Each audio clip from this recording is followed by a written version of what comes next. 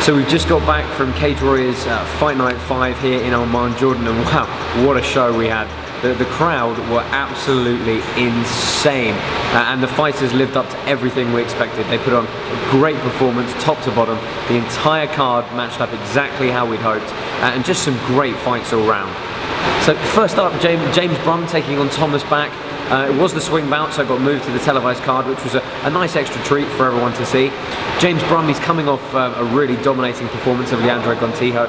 You know, he scored 30-26 scorecards in that fight, and we thought we might see something similar, and that's exactly what we got. Thomas Back, you know, he's a tough guy, doesn't quite have the striking pedigree that James Brum has.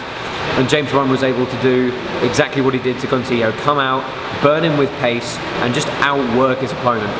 Fantastic leg kicks, really mixed up his striking very well, strong in the clinch, had a couple of hairy moments. At one point, was flurrying, shot in for a takedown.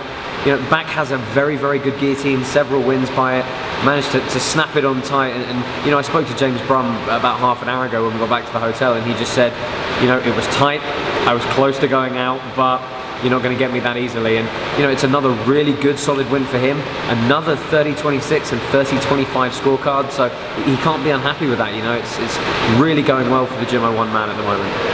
So Hman took on Kevin Donnley from the Lion's Den. Interesting fight. Both of them are serving military men, so neither of them quite got the run up into the fight camp that they wanted. Hman, he walks around very, very heavy for the weight, cuts a lot of weight and does it very well, so he's always really big and strong. Kevin Donnley looked to open up early with his jab. Unfortunately couldn't quite stop the takedown offense of Hman, and was really forced to play a guard game a lot of the time. He scrambled well, he got back to his feet a few times, but Hman was just so heavy and consistent with his top pressure that it really just wore Kevin down. And you know, eventually he managed to get the rear naked choke victory. I don't think Kevin's going to be too disappointed, but you know, Piotr's a highly regarded prospect on the European scene, coming out of Poland, and you know, I look forward to seeing him fight again. It was a good, solid performance. Mike Ling, Eric Serbrak, you know, great middleweight fight. Mike Ling, he was coming off 2 losses, and you know, he's just moved to training full time, so he really had a lot riding on getting you know, back in the win column in this fight. Serbrak, big, tough, strong Frenchman, you know, throws very, very heavy ground and pound. It was Serbrak in the beginning, I think, possibly, and you know, it took Mike Ling that first round to really settle into the fight. And once Brian Adams sort of gave him a few words in the corner between the break, he came out with a vengeance, and he shot a really good takedown. You know, it's always been a problem of Serbrak's that he sometimes accepts those takedowns in the clinch too easily. That's exactly what happened. Mike Ling made him pay. I mean, elbows just coming from 5 miles up in the air, and you know, I know once he saw the first one land, he knew that's how he was going to finish the fight. And you know, it was a good 10-15 successive elbows that just caused a stop to the contest. Really good showing from Mike Ling to get back with a win. Jean Ando versus Liam James. I mean, it's got Fight of the Night honours, and you know, for good reason. It was an incredible match. Jean Ando, first appearance at featherweight. It's great to have him back in the cage, you know, after his performance at Fight Night 1 against Dan Hope. Liam James coming in, you know, from Newcastle, stocky, explosive, very, very good hard-wearing, good ground and pound, good takedowns, and really it was a story of 2 halves, this fight. We really got to see the momentum shift as the fight progressed. Liam James came out very strong, didn't give Jean a chance to get his strikes off, pushed him up against the fence and played a really good attritional game, and started to wear the Frenchman down. Second round, it started to swing a bit. We started to see Jean open up, but Liam caught him with a huge overhand right, really dropped him, had him in a lot of trouble in that second round, which is probably what nicked the fight for him. Third round though, swung entirely the other way. Jean opened up with all his strikes, some awesome combinations to watch, you know, 3-4 punches, mixing in some elbows, finishing almost every kick with a really good chopping low kick, and you could see James was starting to he was still coming forward, you know, but he was taking a lot of damage in the process, and you know, it really was a great fight to watch. I'm very pleased they got Fight of the Night, and you know, John, he can't be disappointed, but Liam James showed, you know, his tenacity in those opening rounds, and you know, good decision victory for him. Well, obviously our semi-finals for our middleweight tournament took place here tonight in Amman. The first semi-final, Victor Chen taking on Faisal Hussein. Both guys had great performances in the quarters, and we knew that no matter where the fight went, it was going to be really evenly matched. They both employ their styles slightly differently, but both could cancel each other out standing and on the ground. And to a certain extent, that's what we got. It was another really entertaining fight that went the full 3 rounds.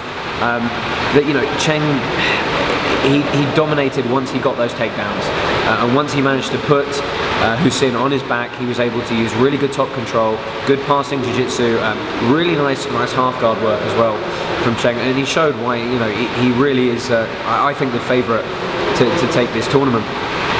Hussein got an early point deduction in the first round, which sort of spurred him into action, and then Norman Prazy in his corner, I think, made it very clear to him going into the 3rd round that he was behind on the scorecards and he needed to push forward, and he really did. He came out with a vengeance. He threw in volume, he threw in intensity, and he started trying to goad Victor Chen, dropping his hands down, putting his chin out forward, and Victor just stayed very calm, got on his bike, kept to his game plan.